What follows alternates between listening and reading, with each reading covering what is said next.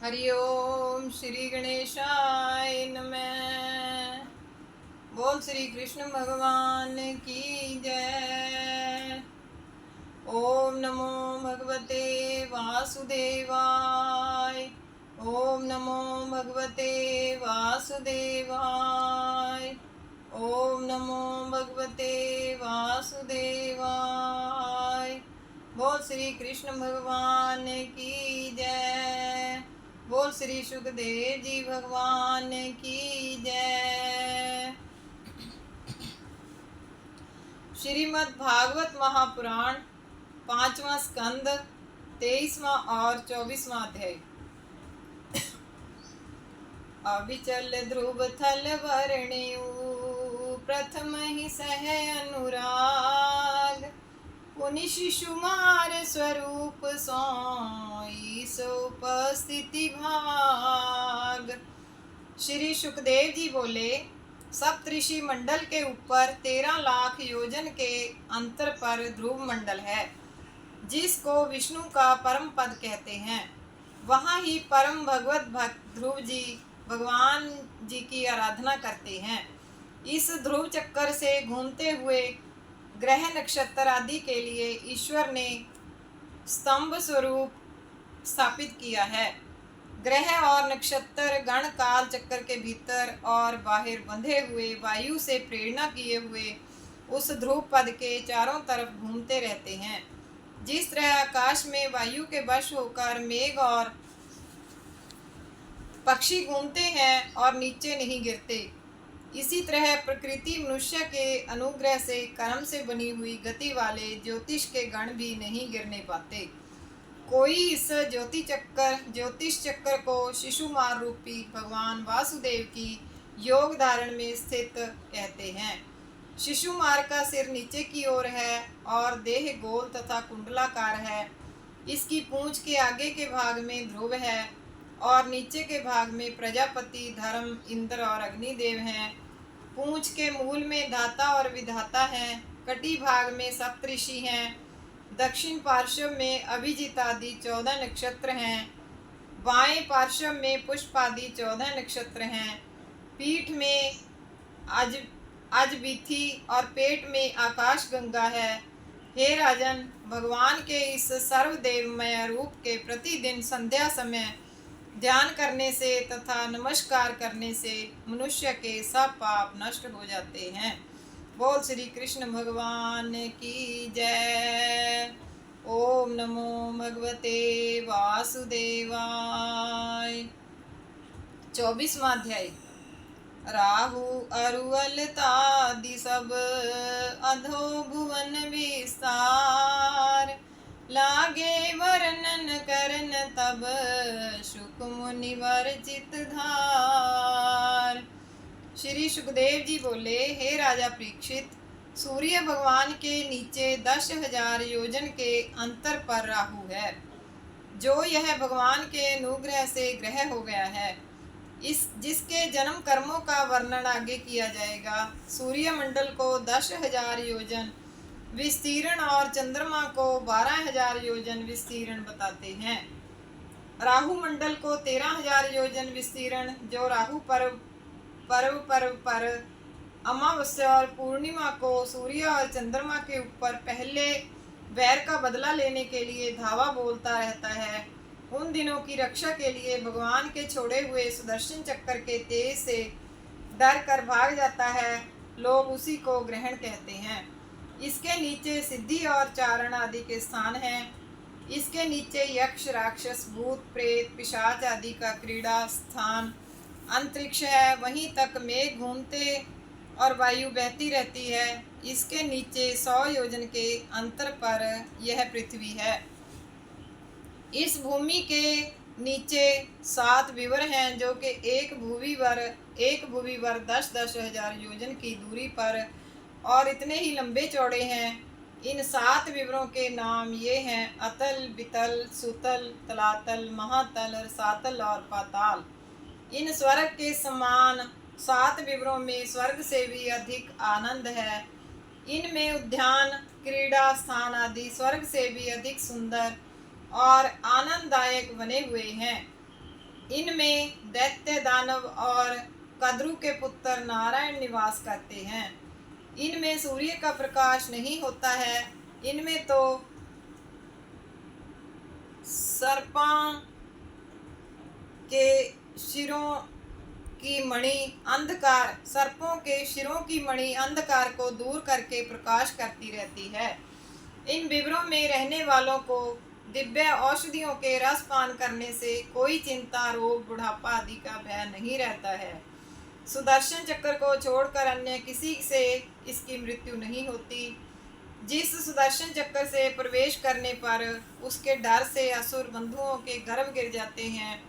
अब अतल लोक का विवरण करता हूँ, सुनो। अतल नाम के विवर में मय दानव का पुत्र बल नामक असुर निवास करता है। जम्भाई लेते हुए जिसके मुख से स्वैरिणी, कामिनी और पुंश्चली नाम के 3 स्त्री समूह उत्पन्न हुए, वह स्त्रियां इस अतल में घुसे हुए पुरुष को हाटक के रस को मिलाकर संभोग के योग्य बनाकर उससे संभोग कराती रहती हैं। 10,000 हाथी के बल को पाकर वह पुरुष इतना उन्मत्त हो जाता है कि मैं ही सिद्ध हूँ, ईश्वर हूँ, ऐसा अपने को मान बैठता है। हे परीक्षित, उस अतल से 10,000 योजन की दूरी पर वितल में हाटकेश्वर भगवान शिव जी भवानी जी के साथ निवास करते हैं।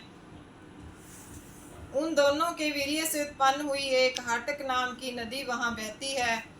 शिव पार्वती जी के वीर्य रूप उस हाटक नदी के जल को वायुदेव की सहायता से अग्निदेव पीते रहते हैं और फिर अग्निदेव से थूका हुआ वही वीर्य रूप जल हाटक नाम का सोना स्वर्ण हो जाता है। उस स्वर्ण को पुरुष स्त्रियों के सहित धारण करते रहते हैं। उस वितल लोक के नीचे सुतल लोक है, जिसमें विरोचन दैत्य के पुत्र बलि दैत्य निवास करते हैं। भगवान विष्णु ने इंद्रदेव की प्रसन्नता के लिए वामन रूप धारण करके बलि का समस्त राज्य हरण कर लिया था और फिर बलि को इस सुतल लोक का राज्य दे दिया था। वही बलि अपने धर्म से हरि भगवान की आराधना करते हुए अब भी यहाँ निवास करते हैं। हे राजन, जिन हरि भगवान के नाम के एक बार भी उच्चारण कर लेने से मनुष्य सब कर्म बंधनों से छूट जाता है, उन हरि भगवान के लिए समर्पण किए हुए दान का फल बलि के लिए सुतल लोक के ऐश्वर्य का प्राप्त हो जाना कोई बड़ी बात नहीं है।